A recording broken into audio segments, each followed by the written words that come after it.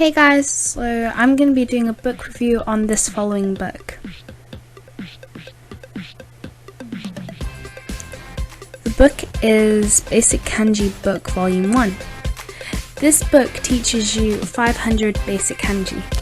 Now, this book is in a series that belongs to Basic Kanji Volume 1, Basic Kanji Volume 2, which both teach you 500 kanji. And then there's Intermediate Kanji Volume 1 and Volume 2, and they both teach you around 1,000 kanji. And then there is Advanced, which teaches you around 1,500. At least that's what I've heard. I still only own this book because I just started kanji, so I don't need any more books for now. So the review is only going to be on the first book and my impressions and what I think of it so far. So this book cost me £20.99 and the price certificate's still on the back. I bought it from eBay. Depending where you buy it and where you live, the price is going to change. So now that you know the price, let's see what the contents are inside. The book starts with an introduction about the basic structure of kanji, but what really catches my attention is around 2 pages after the introductions are done, you're left with this image. Now you look at the image and it just looks like a normal scenery image with a human and mountains, but underneath you are given some basic kanji. So you look at the kanji and you're actually supposed to find the kanji in the image. So what do the symbols look like? Why don't you pause it and have a guess? So I think this activity is really interesting because it's actually making you think, because kanji is supposed to be an illustrated image and all these kanji are in the image. So it's starting to make you think for yourself rather than giving you answers, which I really like. On the next page it gives you answers. However, it doesn't just give you the answers, it shows you the development from the picture to the kanji. I think this is really helpful because if you can really visualize the picture next to the kanji, it makes the kanji easier to remember. Now, I've already worked from this, so please forgive my scruffy writing. So this is what happens next. It will take you to a specific kanji that you've already learned before in a picture, and it will show you the stroke order. It will also tell you the meaning, and it will tell you the onyomi and the kunyomi pronunciation. The onyomi is the Chinese pronunciation, and the kunyomi is the Japanese pronunciation. The book will explain the difference between the two and why they're both important and when you use each of them. Moving it closer, you can see that the onyomi is written in katakana and the kunyomi is written in hiragana.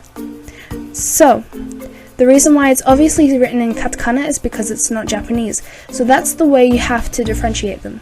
Not to mention that on the subheadings it says onyomi and kunyomi in the kana. Under, it will tell you more than one meaning. For example, river means river, rice field means rice field. However, a different kanji can have more than one meaning. What I really like is that it actually gives you example sentences underneath in which you'll use this, and then when you can see the difference between onyomi and konyomi in a sentence. If I zoom into the kanji of sun, you can see it has more than one meaning. It can mean sun and it can mean day. This is an example of a kanji that has more than one meaning. Many kanjis have more than one meaning.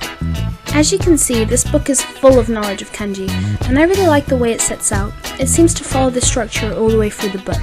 Later in the book, it gives you activities and it gives you more vocab. But remember, this book is mostly based on kanji, hence why it's called Basic Kanji Book, not Basic Vocab Book or Basic Grammar Book. It will tell you bits of grammar to link in what you learned with the kanji, and it will also tell you bits of vocab, but it will only tell you things that include the kanji you've learned, which makes sense. Now, this is good for people that want to learn kanji individually. There are other ways of learning kanji. You can purchase a book that uses kanji with furigana. If you don't know what furigana is, it's hiragana or any other type of kana on top of the kanji to tell you how the kanji would sound. Furigana is usually just hiragana because a word that's written in katakana probably wouldn't have a kanji. So, overall, I think this book is really good. It has an old vintage feel. The cover of it's really nice. It's all black and white. There's no colors inside of it, but it has a sturdy workplace to write in. Later on, there's things that are just in kana and kanji for you to practice reading. There's cubes for you to put in your answers, and there are spaces of cubes so you know how to write your kanji in what size. It's just a really good laid out book with loads of information. I really recommend this book to anyone that's starting kanji. However, if you have not learned hiragana and katakana, I do not recommend this book yet. Go perfect those to the max and learn some vocabulary and some grammar. It's important to have vocabulary and grammar on your back before you start with kanji, or kanji is going to be so much harder. I learned that the bad way. Even now, I'm focusing a lot more on my grammar and my vocabulary because I still think it needs to improve before I work out this book. I've learned about 40 kanji from this book so far.